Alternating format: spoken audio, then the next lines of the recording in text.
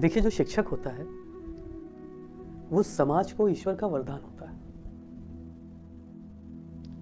शिक्षक समाज में उपेक्षित नहीं होना चाहिए। अगर समाज में शिक्षक की उपेक्षा है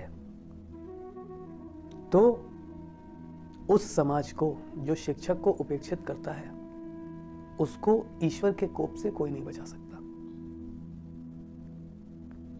क्योंकि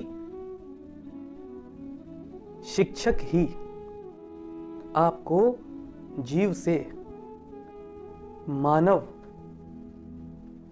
बनने में आपकी मदद करता है। याद करिए, जब आप अपनी प्रारंभिक शिक्षा के अवस्था में थे, वो शिक्षक जिसने आपकी उंगली पकड़ी, जब आप अपने माता पिता की उंगली पकड़ करके अपने विद्यालय को जाते थे, और वहां जैसे ही आपके माता पिता की उंगली छूटती थी, वो अपनी उंगली आपको पकड़ा देता था। और वो प्रारंभिक शिक्षक जो कि समाज में आपके प्रथम साक्षात्कार का साक्षी बना, उस साक्षात्कार के लिए आपका अग्रज बना। याद करिए, जब आपके माता पिता आपको अपने परिवारीजनों के सामने प्रस्तुत करके कहते थे, बेटा वो कविता सुनाओ जो तुमको तुम्हारे सर ने सिखाई, तुम्हारी मैम ने सिखाई, और आप वो कविता सुनाते थे, सब लोग ताली बजाते थे, तो समाज का सामना करने का साहस पहली बार आपको अपने प्रारंभिक शिक्षक से ही मिला। फिर जब आप किशोरावस्था में होते हैं और जिज्ञासु प्रवृत्ति के होते हैं, जिस समय आप अपनी जीवन के उस अवस्था में होते हैं जब आपको सत्य और झूठ में किसी एक को चुनना होता है। किशोरावस्था में आप अनायास झूठ बोलते हैं और आप बार बार झूठ बोल रहे होते हैं। उस समय शिक्षक ही आपको सत्य के रास्ते पे चलने के लिए प्रेरित करता है। आपसे कक्षा में पूछता है कितनी देर पढ़े, आपने बिल्कुल नहीं पढ़ा होता है, आप बोल देते हैं घर जाकर के पढ़ता ही रहा। फिर वो आपको समझाता है, थोड़ा भय दर्शाता है कि अगर समाज में आपने यही झूठ लगातार बोला तो समाज में आपकी उपयोगिता कम होती जाएगी।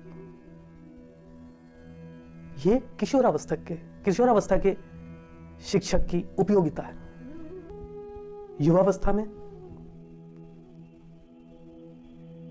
जब शिक्षक को पता होता है कि हर युवा के पास इतनी सक्षमता है कि वो उसका परिहास बनाने में सक्षम है, जब आप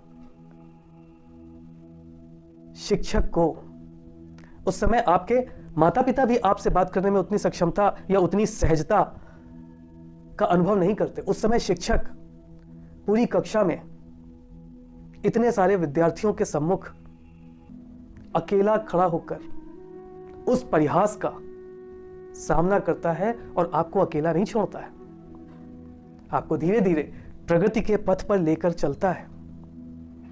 और आपको जैसे ही उस थोड़ा सा भी मौका मिलता है, कभी आप उसके चलने का, कभी आप उसके बात करने का परिहास बना देते हैं, और वो परिहास आपको जीवन पर्यंत याद रहता है। आप कभी भी अपने मित्रों के साथ जब बैठते हैं तो अपने शिक्षकों का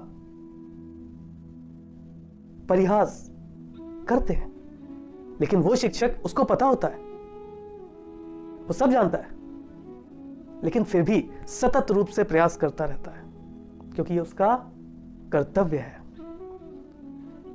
तो आप समझिए कि शिक्षक के पास कितनी क्षमता होती है, कितनी सहनशीलता होती है। क्या शिक्षक ईश्वर के वरदान के अलावा कुछ भी हो सकता है? मेरा आप सबसे हाथ जोड़कर निवेदन है कि जिस तरीके से आप अपने माता पिता का ध्यान रखते हैं, वैसे ही अपने शिक्षकों का भी ध्यान रखिए।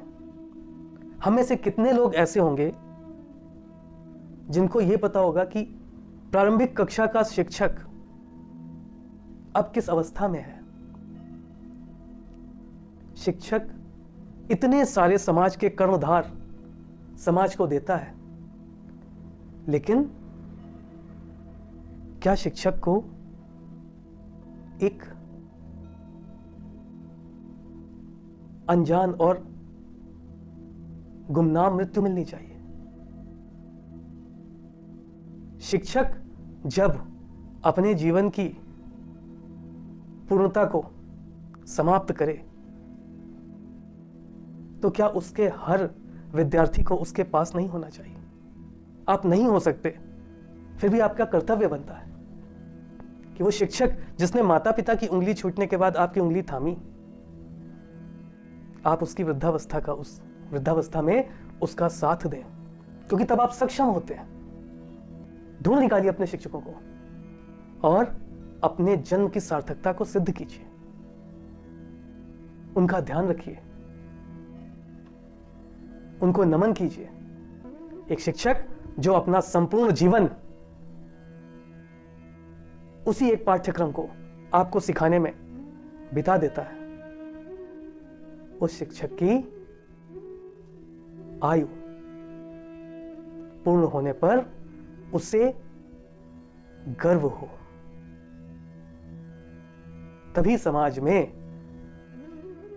उत्थान का रास्ता उज्जवल होगा। जितने भी सक्षम लोग हैं